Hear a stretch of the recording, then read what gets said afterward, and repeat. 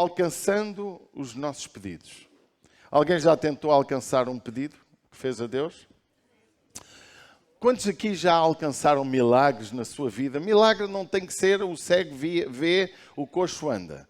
Quantos já sentiram que Deus respondeu às suas orações? Há aqui alguém? Que maravilha! Uma grande maioria. E muitas vezes nós não entendemos porque é que não alcançamos muitas das nossas vontades. Claro que isto é quase como uma introdução para um tema profundo.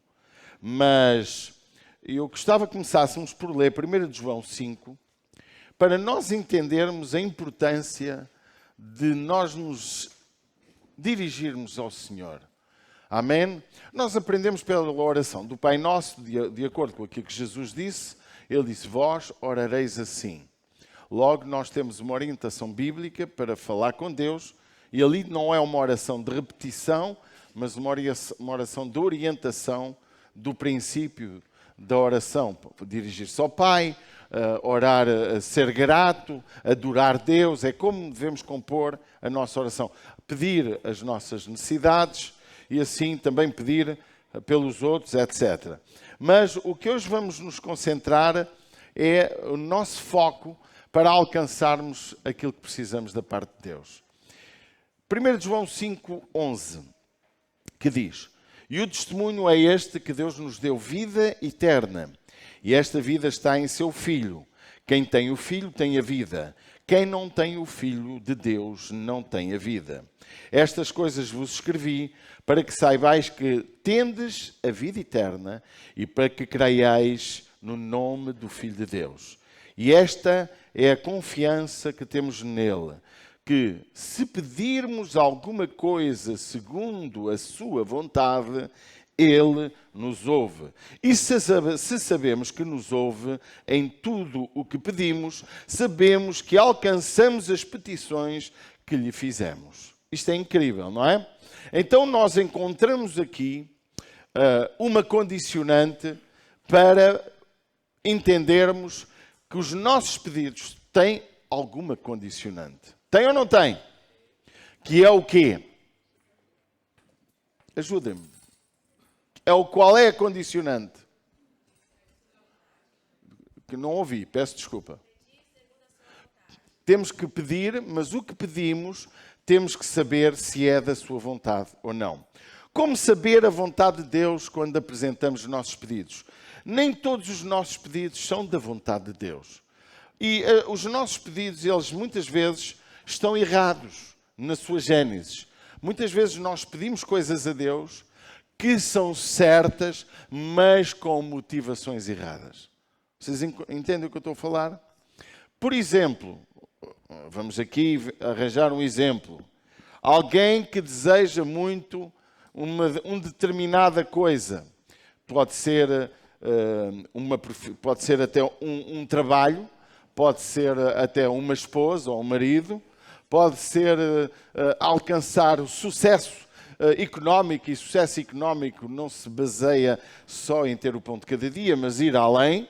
Alcance de fama, alcance, por exemplo, um jogador de futebol, ser como um Cristiano Ronaldo, que agora está em desgraça, mas ninguém lhe tira o mérito daquilo que ele já foi, não é? Contudo, e não está bem em desgraça. A desgraça dele era a fortuna de qualquer um de nós, não é? A ganhar 500 milhões em 3 épocas não é assim uma desgraça tão grande. Mas é realmente o nosso sucesso, os nossos clamores, os nossos pedidos a Deus podem ter motivações absolutamente erradas. Em Tiago, capítulo 4, verso 3, diz: pedis e não recebeis, porque pedis mal, para gastardes em vossos prazeres, em vossos deleites. De parte do apóstolo Tiago, ele entendeu que há muitas pessoas que pedem coisas para seus prazeres. Pedem dinheiro para curtir. Por exemplo, há muita gente que, enquanto ganhava pouco, não faltava uma reunião da igreja. Lutavam por aprender da parte de Deus. esforçavam-se para dar testemunho de Jesus aos outros. Lutavam para divulgar o nome de Jesus. No momento em que vira empresário, vira a pessoa que tem dinheiro, vira coisa, fica arrogante, fica uma pessoa que já vai à igreja se lhe apetece, já se fica totalmente, completamente alterado. Já não está para ir para os outros que trabalham, os outros que façam, já não ajuda ninguém. De antes tinha uma sensibilidade, agora não. E algumas pessoas alcançam sucesso, não porque Deus lhe deu, é porque quando nós dirigimos a nossa oração, quem ouve é Deus, mas há mais quem ouça. Por exemplo, o Jó, um dia, ele declarou, e está logo no início do livro de Jó, que aconteceu-lhe aquilo que ele temia. E nós entendemos no capítulo 1 que ele temia a desgraça que lhe aconteceu. Porque ele todos os dias sacrificava em favor dos filhos, da família. Todos os dias ele procurava que Deus tivesse misericórdia, porque ele antevia que alguma coisa má podia acontecer devido àquilo que ele sabia que os filhos viviam, de forma errada. E muitas vezes nós, irmãos, quando oramos, temos mais do que uma pessoa a ouvir. A Bíblia diz que há um enorme grupo de testemunhas à nossa volta que ouvem aquilo que nós oramos. E muitas vezes os nossos pedidos não são fruto de um sentimento nobre, mas frutos de ambição, frutos de prazeres. Eu imagino ter dinheiro para grandes curtições, ter o jovem mais lindo para poder exibi-lo, não para ser feliz, não para alcançar uma família fantástica. Muitas vezes as pessoas querem alcançar sucesso não para honrar Deus, mas para se honrar a si próprio. Vocês entendem? Para a sua vaidade, a sua presunção. Nós falámos na sexta-feira as 6 coisas que Deus aborrece, há uma tradição que diz que Deus odeia, e a 7ª que Ele abomina. Ou seja, Deus é um Deus que está atento à nossa postura. E uma das coisas que nós percebemos da parte de Deus é que Deus observa profundamente a nossa atitude com o próximo. A nossa atitude com o próximo. Quando estamos em sucesso financeiro, quando estamos em insucesso, quando estamos muito bem aceitos pela comunidade ou quando estamos em desgraça por alguma razão. A postura que eu tenho em relação à pessoa. Como eu reajo aos erros dos outros, como eu reajo aos meus erros. Há algum tempo atrás eu pude partilhar aqui de que a nossa... ser cheio do Espírito Santo leva-nos uma vida santa. Ou não leva? Porque ser cheio significa estar possuído pelo Espírito. Significa Deus habitar em nós, na pessoa do Espírito Santo. Porque ser cheio implica viver na obediência à sua palavra. Porque Ele diz, aquele que faz a minha vontade, eu e o Pai faremos morada nele. Então, para mim, ser cheio, uma pessoa que diz que é cheia, mas que vive sem obedecer à palavra, é mentira. Ela não é cheia de Deus. Ela é cheia das suas vontades. Ela é cheia da sua intuição própria. Ela não é cheia do Espírito Santo, porque o Espírito Santo não habita num coração estragado. Ele quer limpá-lo, Ele quer enchê-lo, Ele quer entrar, mas diz a Bíblia que Deus bate à porta. A palavra lá em Apocalipse 3, eis que estou à porta e bato. Se alguém abrir a porta, ele entra. Se não abrir, ele não entra. Você entende o que eu estou a falar? Então nós temos que entender que muitas vezes os nossos pedidos são de motivação errada.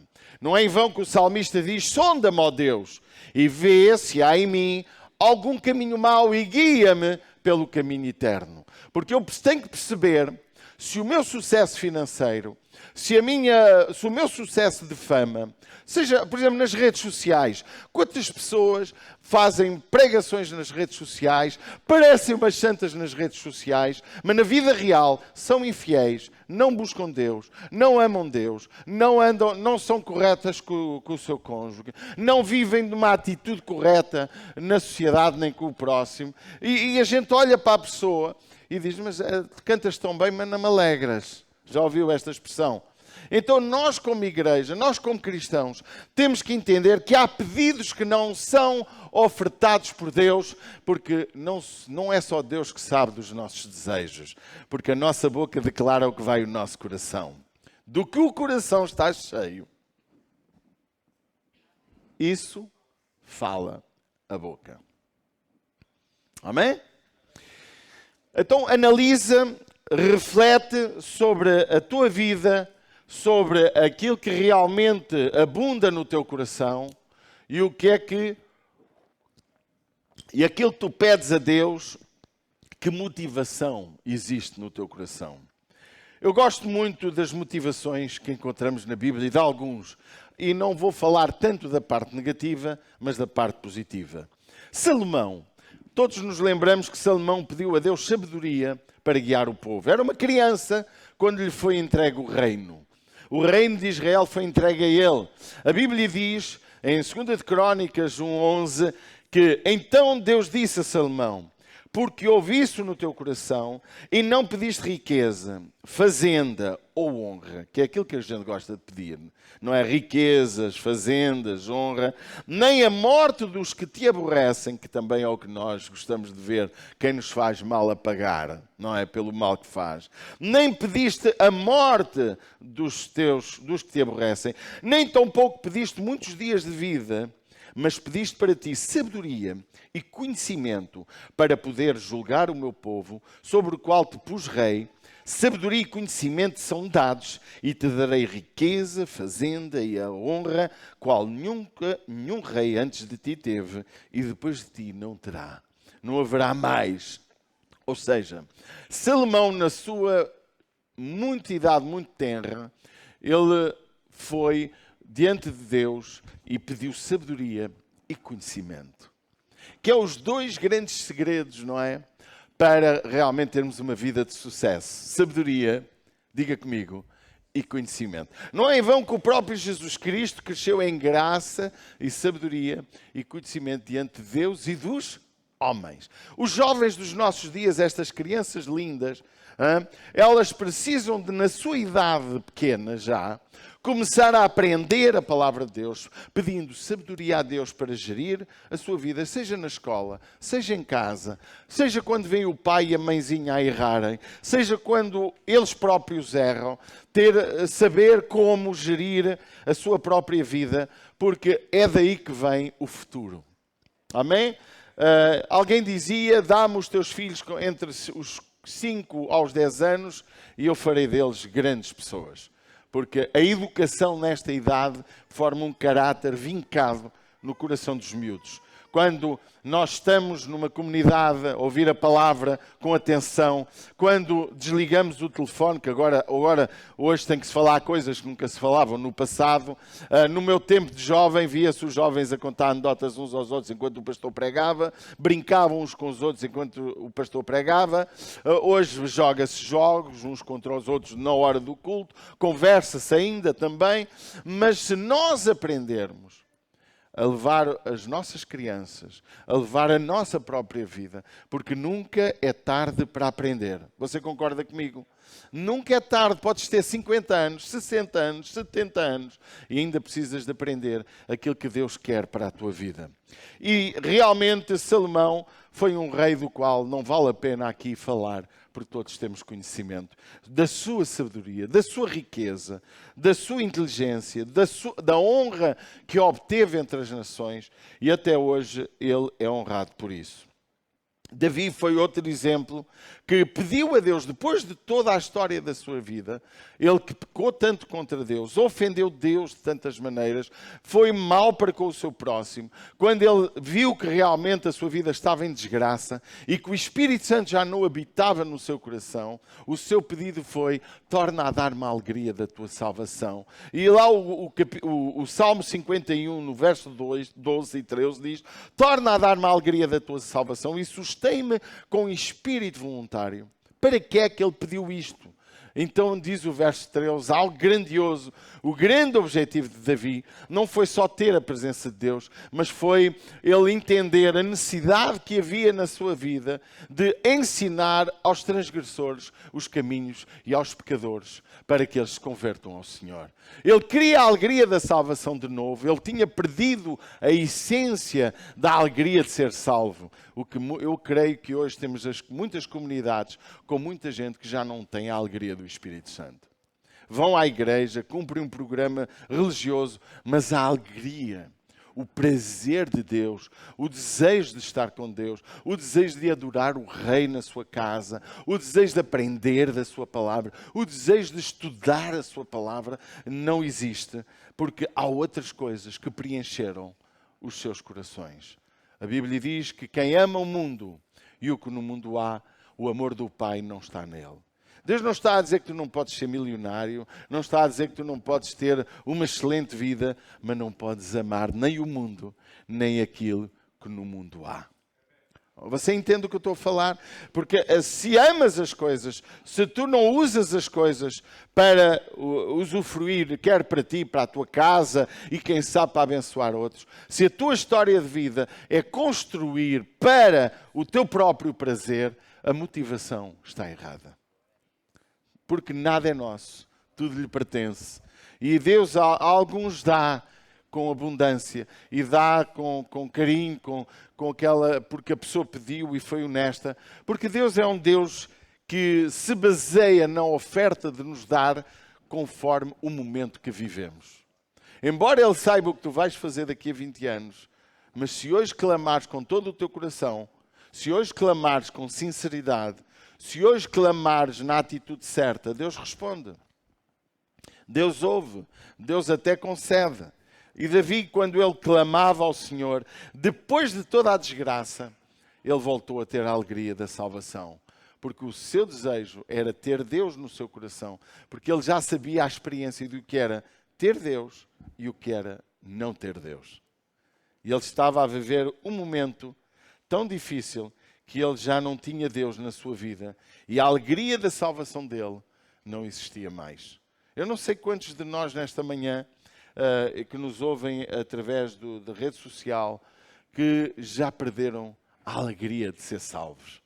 Aquela alegria que abundou de uma forma sobrenatural quando você aceitou Jesus.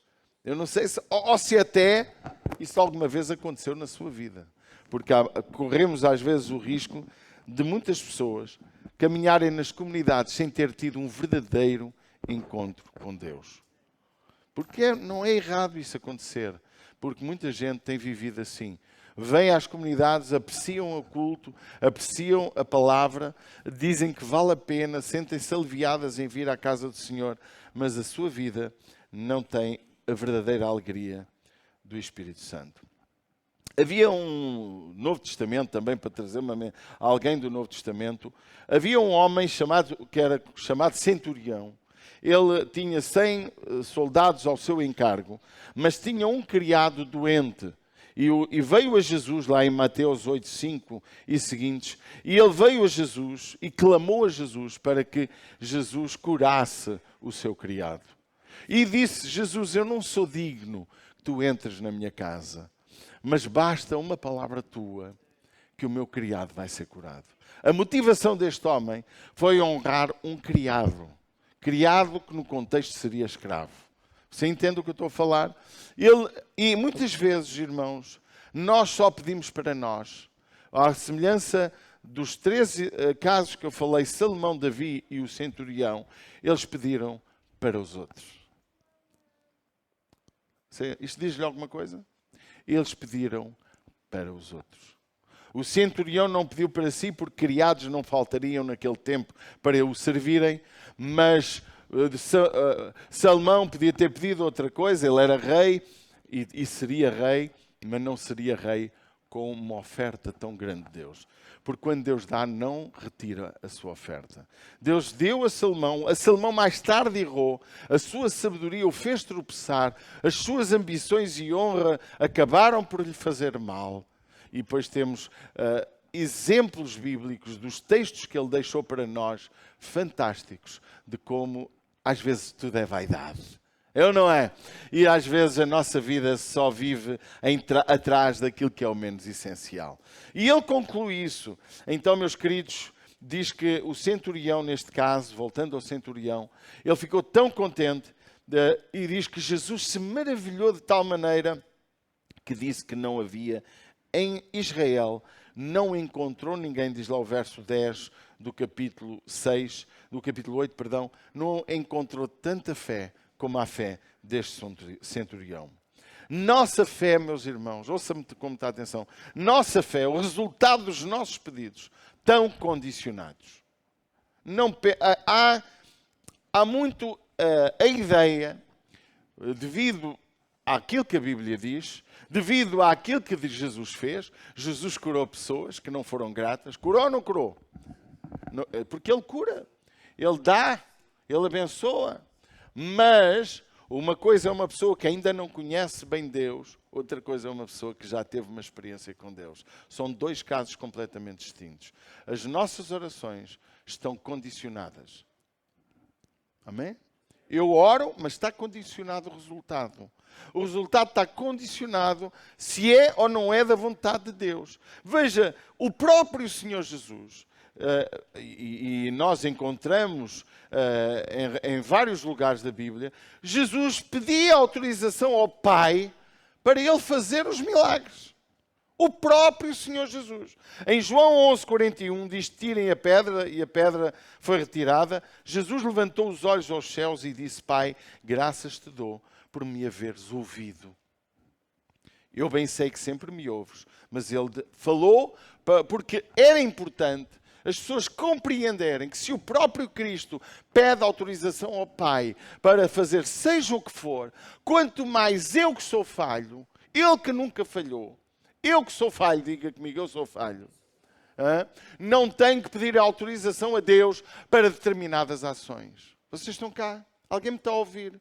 Alguém está a fazer sentido o que está a ouvir? Por isso, meus amados, a nossa oração, ela está condicionada. Lázaro ressuscitou dos mortos, mas Jesus orou, falou com o Pai, levantou os olhos aos céus e clamou: Pai. E nós vemos, quando Jesus estava no Getsémani: Pai, se é possível, passa de mim este cálice, todavia não se faça a minha vontade, mas a tua. Jesus na terra, o Filho de Deus, fazia parte da Trindade, despiu-se da sua glória, da sua divindade, se tornou 100% homem e na qualidade de 100% homem, ele viveu na terra em busca de fazer a vontade do Pai.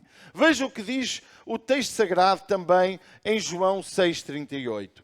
Porque eu desci do céu, não para fazer a minha vontade, mas a vontade daquele que me enviou. E a vontade do Pai que me enviou é esta: que nenhum de todos aqueles que Ele me deu se perca, mas que ressuscite no último dia. Porquanto a vontade daquele que me enviou é esta: que todo aquele que vê o Filho e crê nele tenha a vida eterna, e eu o ressuscitarei no último dia. Note, Jesus diz: eu não vim para a terra para viver na minha vontade. E se nós temos Jesus como exemplo máximo, se Jesus viveu para fazer a vontade de Deus, quem sou eu para viver a fazer a minha própria vontade? Não é em vão que Jesus disse: quem me quer seguir, negue-se a si mesmo a cada dia, tome a sua cruz e siga-me. Meus amados, não há como ultrapassar estes princípios que vêm da parte de Deus. João 5,30 diz: eu não posso de mim mesmo fazer coisa alguma. Como ouço, assim julgo. E o meu juízo é justo, porque não busco a minha vontade, mas a vontade do Pai que me enviou. Veja o próprio Jesus afirmando afirmações desta natureza, dizendo: eu não faço nada de mim mesmo, conforme Deus me diz, o Pai me diz, porque Ele tinha se esvaziado da sua própria natureza divina. Não deixou de ser quem era, mas viveu à semelhança de como nós devemos de viver.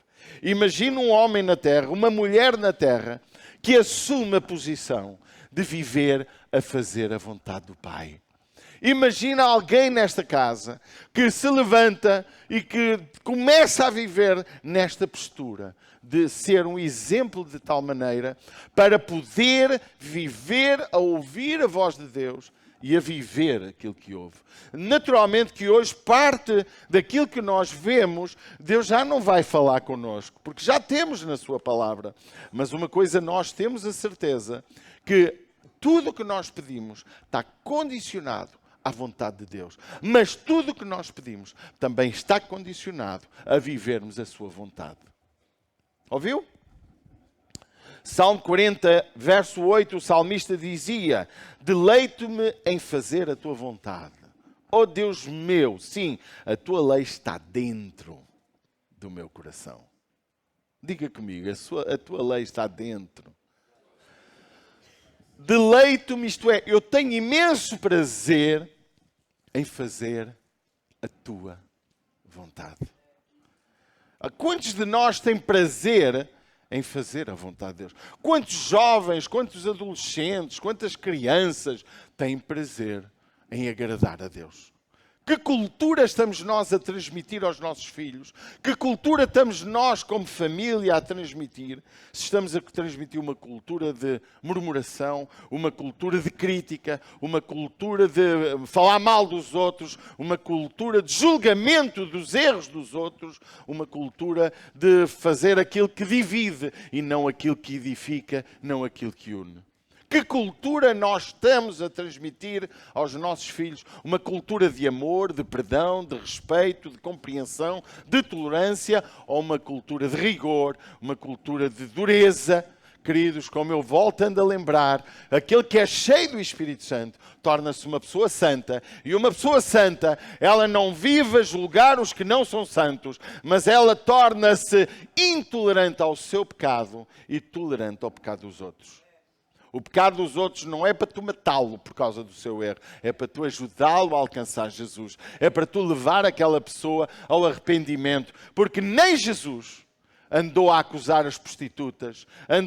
O próprio Jesus comia e bebia com os pecadores. O próprio Jesus salvou um bandido na cruz. Quem somos nós para ter uma cultura de acusação, de divisão, de falar mal, de julgar os erros dos outros? A nossa cultura, se somos santos, nós temos que levar quem nos rodeia a amar quem não é santo. Porque a igreja não foi chamada para salvar santos. A igreja foi chamada para ganhar os pecadores. A igreja foi chamada para trazer os prostitutos, os homossexuais, as lésbicas. A igreja foi chamada para levar as pessoas a uma mudança de vida, não por imposição, mas pelo poder do Espírito Santo, porque é o Espírito Santo que transforma, é o Espírito Santo que convence, é o Espírito Santo que liberta, é o Espírito Santo que cura. Não és tu nem o teu discurso, mas é o Espírito Santo.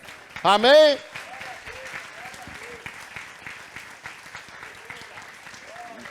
Nossa fé está condicionada à vontade de Deus. Eu posso ter a fé de transportar uma montanha de um lado para o outro, mas Deus pode não querer.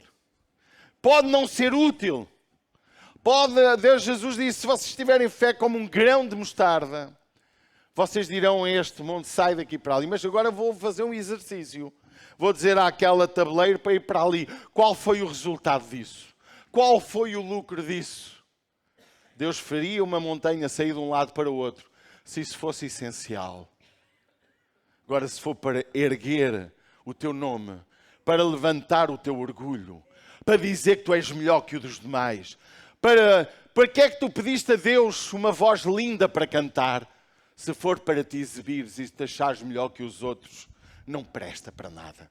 Mas se for para honrar a Deus, se for para dedicar a tua voz ao Senhor, se for para dizer, eu vou cantar como tu és grande, como tu és belo, como tu és lindo, como tu és maravilhoso, então eu quero te dizer que se Jesus te der uma voz, essa voz vai servir para ganhar muita gente para Jesus. Porque aquilo que Deus nos dá tem como alvo da parte de Deus a tua alegria, a tua bênção, a tua felicidade, mas tem como grande objetivo levares aqueles que te rodeiam a Jesus. O Salmo 143, verso 10 diz, ensina-me a fazer a tua vontade, pois és meu Deus, guia-me pelo teu Espírito. Desculpe lá que o meu coisa está a desligar, não sei porquê. Guia-me pelo teu Espírito por terra plana. Isto é, olha, guia-me nesta terra, ajuda-me nesta terra a ser uma pessoa exemplar. E já havia a noção do Espírito Santo. Já havia a revelação da parte do salmista como Deus era importante, Deus guiar a sua própria vida. Amados, a nossa fé está condicionada à vontade de Deus. Os milagres, as nossas orações estão condicionadas a que Deus possa fazer a sua vontade. Pode dizer amém? A minha mulher costuma estar com estes problemas, mas eu não. Amém? É a Síria. A Síria não para de querer. Agora, a Síria, sei lá o que é isto.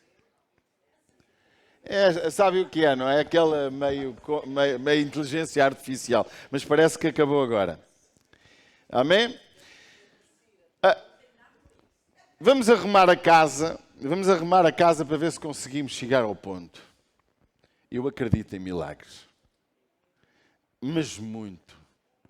Eu acredito que Deus pode responder às tuas orações. Eu acredito que todos os teus pedidos podem ser respondidos. Os desejos do teu coração podem ser respondidos. As tuas ambições, quer financeiras, quer a nível da tua saúde, quer a nível das tuas conquistas em relação a Deus ou ao próximo, podem ser alcançados. Se a motivação for certa. Pode dizer amém? Você lembra-se como em Lucas 5,12 aconteceu que o leproso chegou ao pé de Jesus e disse para Jesus, ele gritando, disse Jesus, prostrou-se e não percebo o que é que se passa aqui. E ao chegar diante de Jesus, prostrou-se e disse, se tu quiseres, foi igual ou não foi? Se tu quiseres, bem podes limpar-me. E irmãos, há pregadores que ensinam que nós temos que declarar e quase obrigar a Deus a fazer os milagres. Já alguém ouviu mensagens assim? Ei, você tem que declarar, é um direito, está escrito. E está. Mas também está escrito que se pedirmos alguma coisa segundo a sua vontade, Ele nos ouve. Também está escrito que há quem peça, não recebe, porque pede mal. Como também está escrito a parte de Jesus, vocês não recebeste porque não pediste. Você está cá? É necessário pedir. É necessário colocar a nossa vida diante dele. É necessário estar em comunhão com Deus de uma forma contínua para podermos alcançar os milagres que procuramos. O leproso, Jesus, ao ouvir, quando ele rogava-lhe dizendo, Senhor, se queres bem podes limpar-me, diz que Jesus disse, sim, eu quero ser limpo. E tocou-lhe e limpou. Temos que aprender, irmãos, que nós estamos condicionados primeiro a aprender da palavra de Deus para alcançar o conhecimento da sua vontade. Porque quando eu sei a vontade de Deus e vivo a vontade de Deus, a minha vida vai ser diferente. Se eu conheço a vontade de Deus. Porque repare, como é que eu vou pedir a Deus algo que eu sei que é da sua vontade? Quando o meu pedido se enquadra, certo? Naquilo que é a sua vontade. Há bocado estávamos a brincar, acho que foi, não me lembro com quem é que falei, que disse, pois, não se pode pedir para Deus separar aquele casal para eu ficar com o cônjuge, não é? Não se faz isso, não se vai pedir uma coisa dessas. Houve uma vez que a minha mulher recebeu uma senhora que queria que orasse para que o homem se separasse do marido porque ela era amante. A gente não faz essa oração. Porquê é que não fazemos? Porque temos conhecimento que é errado. Está na palavra. Está ou não está? Eu não vou pedir a Deus que Deus abençoe uma mentira minha. Ou vou pedir? Não é? Não vou pedir. Eu estou a mentir e Senhor, protege esta mentira. Isso não está certo. Então, uma das condições para eu saber a vontade de Deus é conhecer a sua palavra. E hoje, meus amados, se nós continuarmos sem estudar a palavra, sem lutar para aprender da palavra, aprender da forma certa, nós corremos o risco de viver com heresias, com erros doutrinários, a fazer pedidos que não fazem sentido nenhum. Há pessoas que pegam, olham para os astros, olham para as cartas, tarô, acham que está tudo bom, mas está fora do padrão de Deus. E nós, igreja, temos que entender que precisamos de aprender a vontade de Deus. Mas o segundo aspecto importante, depois de eu conhecer bem da palavra, porque não é em vão que Jesus disse, ide pelas nações, ensinando-as a guardar tudo o que eu vos tenho dito. Certo? É nosso dever saber o que Jesus disse. É nosso dever aprender com aquele que é o mestre. É nosso dever entender que é necessário aprender e viver. Mas também há uma segunda opção. Há uma segunda condição, que é a nossa intimidade com Deus. Porque para pedir a Deus, temos que estar diante dele. Ou não temos? E há muita gente que não pede. Olha, pede lá na tua igreja por mim. E às vezes resulta. Porque muitas vezes Deus, por causa do choro de alguém, vai ajudar aquele alguém. Você viu 10 leprosos a vir a Jesus, só 9 foram gratos. Só 9 não foram gratos, assim é que é. Um veio a Jesus, os 9 não tiveram nem aí para ir agradecer. Porque muitas vezes, por causa de uma pessoa, muita gente é abençoada. Por isso que a Bíblia diz que o sol nasce para bons e maus. E muitas vezes vemos o injusto a prosperar e o justo não prospera. Está escrito. Então nós temos que entender a palavra, temos que entender um conceito, mas temos que viver uma vida de intimidade. Ser íntimo é estar conectado com o Espírito Santo de uma forma contínua.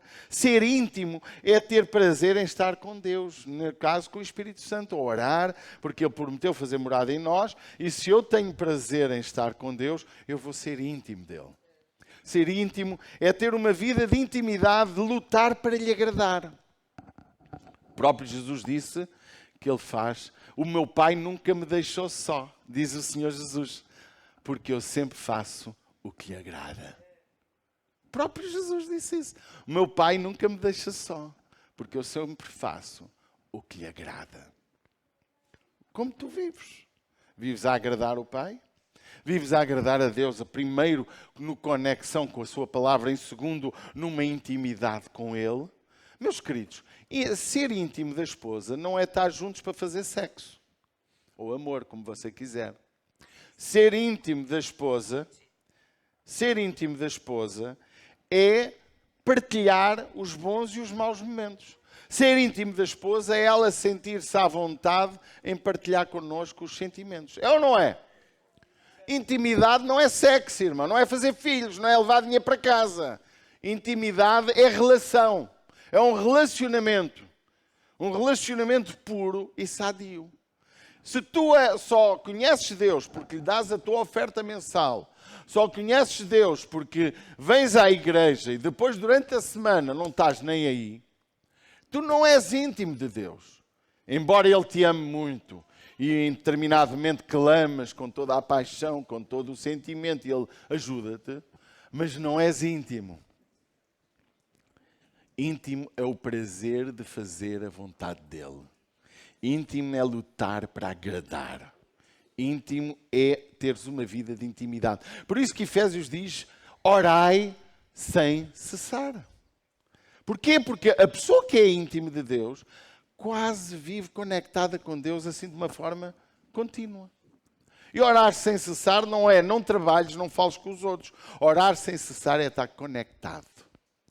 E hoje nós temos uma boa percepção do que é que está conectado. Porque nós temos sempre o telemóvel conectado ao mundo. É ou não é? É incrível o telemóvel. Esta é a invenção mais incrível que há.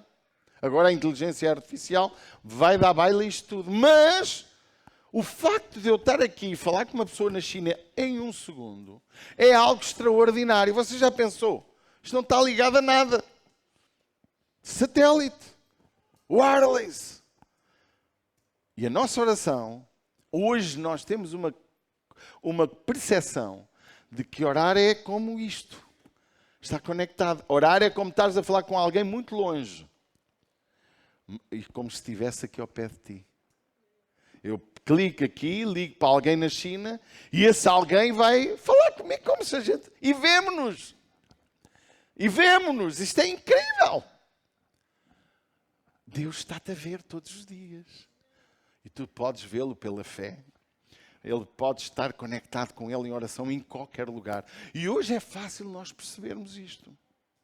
Há 1000 anos atrás, esta percepção era diferente. Vocês entendem? Como é que Deus pode ouvir toda a gente ao mesmo tempo? Hoje conseguimos. Todo o mundo pode estar conectado ao mesmo tempo. Meus amados, a nossa oração, ela é ouvida. Ela é respondida. E eu quero dizer-te que é necessário nós estarmos preparados para ter uma vida de intimidade com Deus. Em João 15,14, Jesus disse: vós sereis meus amigos se fizerdes o que eu vos mando. Não sou eu que digo.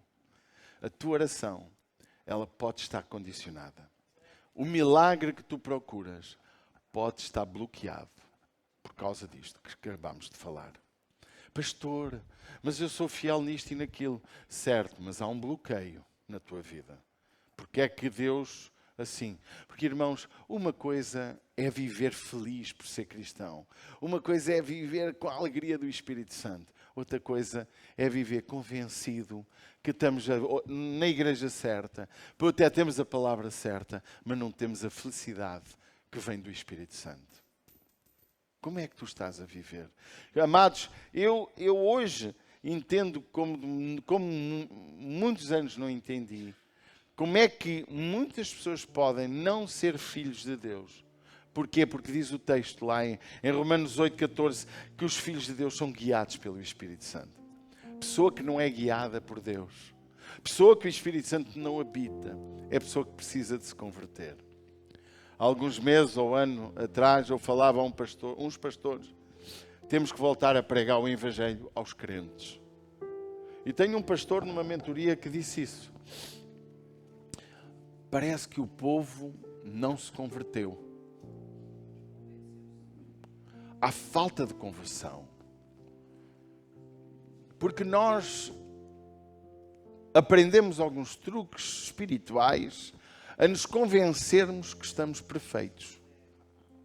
E há os muito rigorosos da santidade, que só santidade e que intoleram a não santidade dos outros, parece que são os puritanos.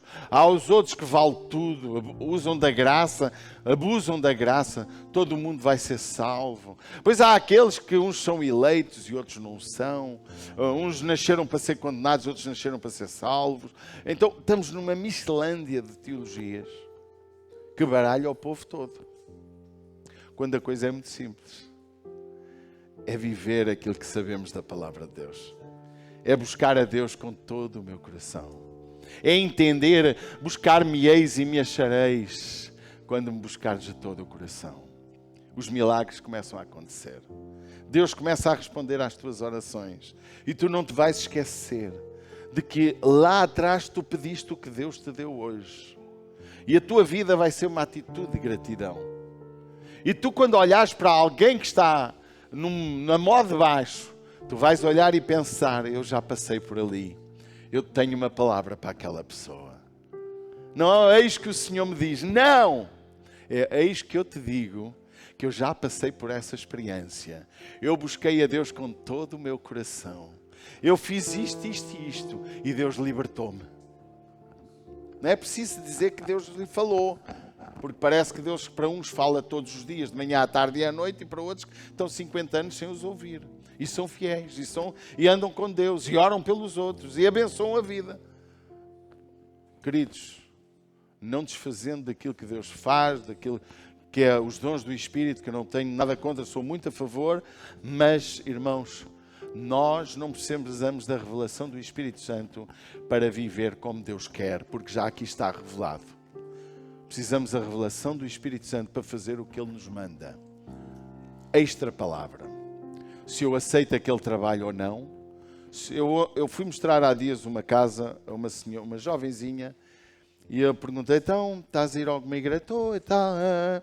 E não sei se chegámos a esta conversa. Olha, meu amor, o mais importante não é viver, ir a uma igreja ou não ir a outra igreja. O mais importante é eu estar na igreja que Deus manda, estar na cidade que Deus manda, estar no emprego que Deus deu para mim, viver com a pessoa que Deus me deu de companheiro. Se não foi Deus que deu e tu escolheste, tens que viver com ela para o resto da vida. Luta pelo teu casamento.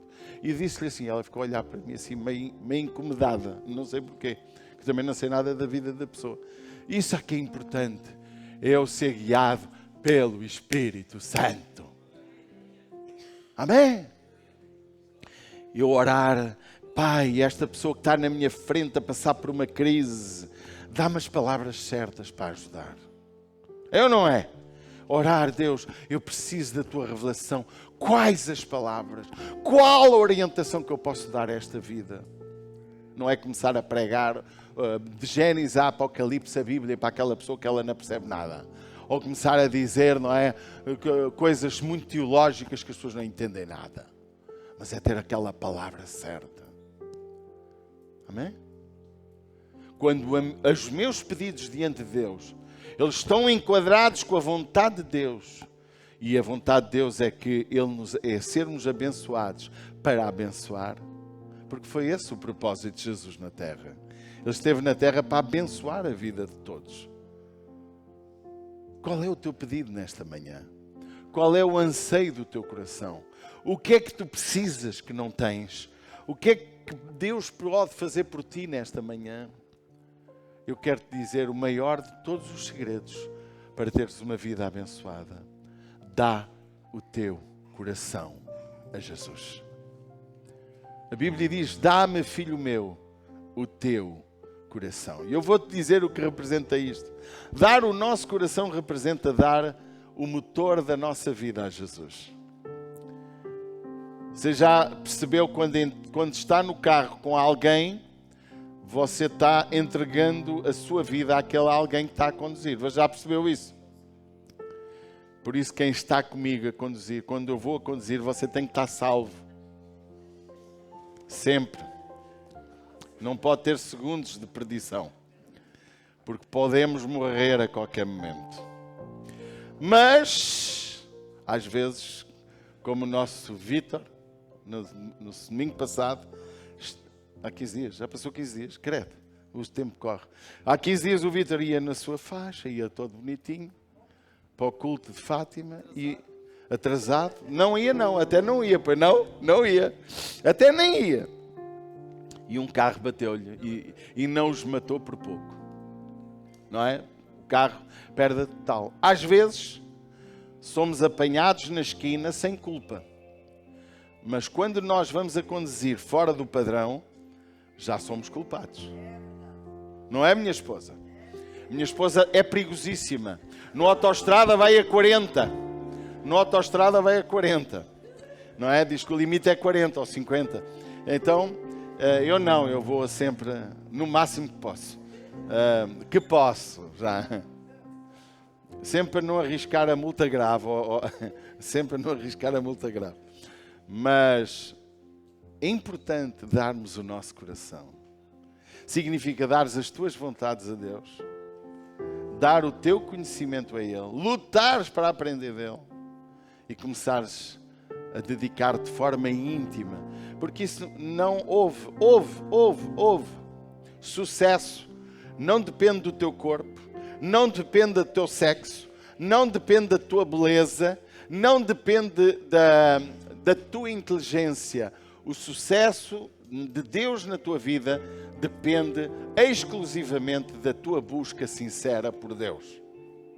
Quando tu entregas o teu coração a Ele, Ele vai obedecer, Ele vai abençoar-te, Ele vai guiar-te. Quando Ele pode comandar a tua vida, à semelhança do que aprendemos hoje, o próprio Jesus vivia orientado por Deus. Vamos experimentar isso e vou-lhe dizer uma coisa. As tuas orações vão ser respondidas. As tuas dificuldades, qualquer área que tu estejas a passar na tua vida de dificuldade, tu vais sentir paz. Qualquer situação anómala na tua vida, tu vais ter paz. Porque é Deus que guia a tua vida. Vamos ficar de pé por alguns momentos.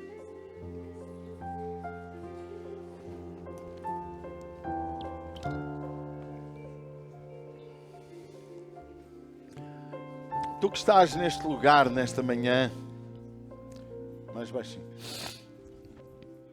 eu gostava de perguntar, enquanto todos os irmãos fecham os seus olhos, eu não quero que ninguém tenha os seus olhos abertos. Tu até estás bem com Deus, ora por aqueles que não estão. Talvez tu tenhas vivido muito fora do padrão de Deus. Sabes, conheces muita coisa de Deus, mas sabes que não és guiado por Ele. Então a hora é, será que hoje não é o dia de entregar a tua vida a Jesus? Entregar o teu coração a Jesus. Pedir a Deus que tome conta da tua vida. Pedir a Deus que guie os teus passos.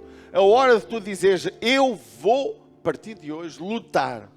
Porque amanhã poderás falhar e vais continuar a lutar contra a falha. Eu vou lutar para agradar ao meu Deus. Eu não sei, mas será que alguém quer entregar a sua vida a Jesus? Talvez tenha andado fora do padrão. Alguém quer? Levanta a sua mão, eu quero orar pela sua vida. Estou vendo alguns, todos os olhos fechados. Eu estou vendo. Mantenham os seus braços no ar que eu vou orar. Ó Papai, em nome de Jesus, Tu estás vendo todo o braço levantado. Eu oro, Espírito Santo, para que tragas libertação, restauração, cura sobre cada um destes que realmente não tem vivido conforme a Tua vontade. Pai, eu oro para que o Teu Espírito possa fazer aquele trabalho de convencer do pecado, da justiça e do juízo. Pai, eu entrego a vida deles em Tuas mãos. Eu rogo a Tua intervenção para que cresçam na fé, no conhecimento, na sabedoria de Deus para as suas vidas. Em nome de Jesus. Amém e amém. Vamos dar um aplauso a Jesus. Amém.